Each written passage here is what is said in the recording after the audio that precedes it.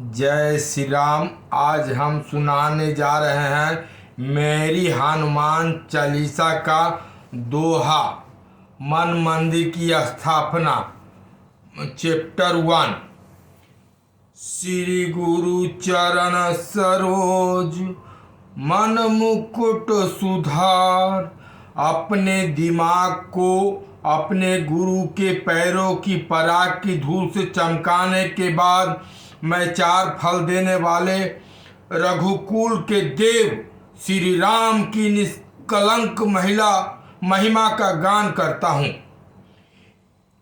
इस तरह 4 सदी पूर्व गंगा के मैदानी इलाकों में बसे अवध या अयोध्या और काशी या बनारसी में बोली जाने वाली हिंदी अवधि में तुलसीदास लिखित हनुमान चालीसा शुरू होती है। चालीसा यानी 40 शब्दों वाली कविता।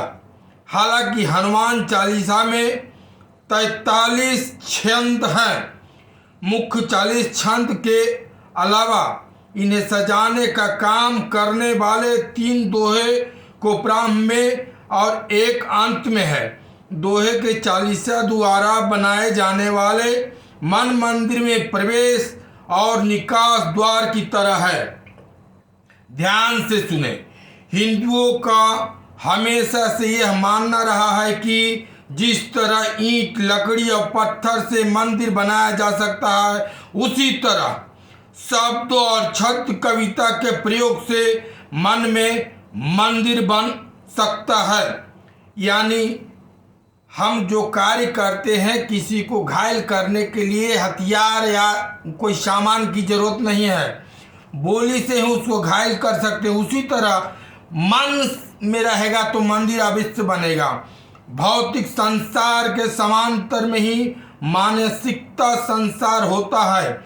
हिंदू ग्रंथों के अनुसार इन्हीं दोनों संसारों में प्रत्येक जीव प्राणी जीव रहता है। एक निर्जीव ही है जो केवल भौतिक संसार में रहता है। हिंदू धर्म में मस्तिष्क और तत्व को एक दूसरे पर निर्भर देखा जाता है और उनका विरोधाभासी होना दिखाने के लिए अनेक शब्दों का इस्तेमाल किया गया है, जैसे देही, देह, आत्मा, शरीर, पुरुष, प्रकृति, शिव, भक्ति। यह मानसिकता संसार का महत्व है, जिसके कारण हिंदू धर्म की पुस्तकों में प्रतीकों और स्वरूपों का प्रयोग किया जाता है। लिखा हुआ उनके लिए है जो प्रतीकों से कहीं गई मानसिक भाषा नहीं समझ सकते और भौतिक रूप को सच समझना चाहते हैं। लिखे हुए के पीछे भागने की यह लालसा असुरक्षा दिखाती है, क्योंकि असुरक्षित दिमाग के लिए दिख रहे तत्व को काबू में लेना आसान होता है, बजाय मस्तिष्क के जो दिखाई नहीं देता। इस छंद में मन को दर्पण जो संसार की छाया दिखाता है। कहा गया है कि हमें लगता है कि हम असली दुनिया से जुड़े हुए हैं, जबकि असल में हम मन दर्पण में दिख रही दुनिया की छाया से जुड़े होते हैं।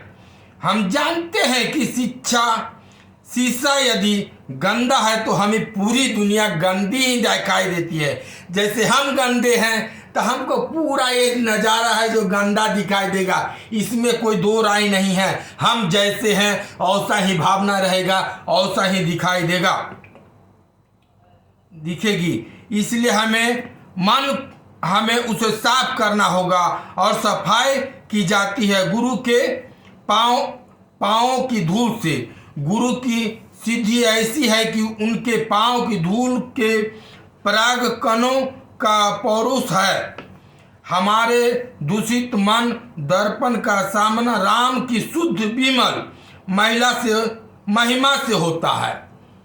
जो हम लोग ऐसा काम करते हैं उनका राम का दर्शन, राम का शुद्ध विमल महिमा से होता है।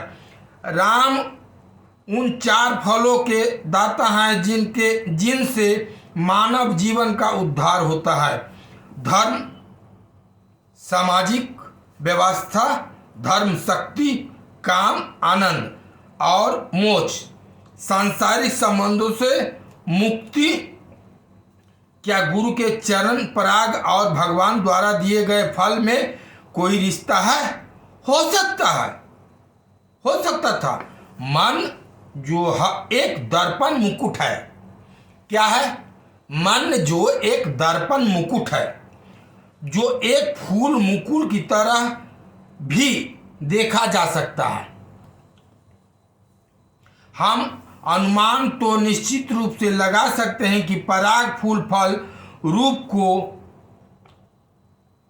को का प्रयोग कर के गुरु के ज्ञान एक साफ मानव दिमाग और दैव की महिमा में संबंध स्थापित किया गया है, जो एक साथ होने पर हमारी जो इच्छा है वह देंगे। वाह, क्या बात कही है। गुरु और भगवान से आशीर्वाद मांगने और मन दर्पण को चमकाने के बाद अब समय है हमारे द्वारा किए जा रहे इस उद्यम के कारण को बताने का। अब समय है संकल्प लेने का। संकल्प ले कि हम अच्छा कर्म करें, अच्छा काम करें, किसी के प्रति बुराई न सोचें, दिल को साफ रखें, कभी किसी के लिए बुरा शब्द का इस्तेमाल करें। जय श्री राम, जय हनुमान, जय जय श्री राम।